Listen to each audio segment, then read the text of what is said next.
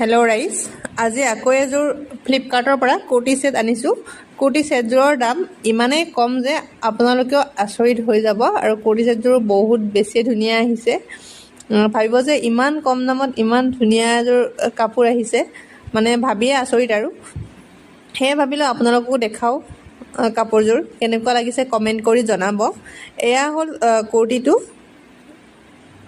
চাওকচোন এম্ব্ৰইডাৰীখিনি আৰু প্ৰিণ্টখিনি ইমান বহুত বেছি ধুনীয়া, মানে মোৰতো বহুত বেছি ভাল লাগিছে আৰু আপোনালোকৰো কেনেকুৱা লাগিছে জনাবচোন। আৰু লগতে লং পেণ্টটো আছে, এইটো হ'ল লং পেণ্টটো, বহুত বেছি ধুনীয়া কাপোৰযোৰ। ভবা নাছিলোঁ ইমান কম দামত ইমান ধুনীয়া কাপোৰ এযোৰ আহিব বুলি।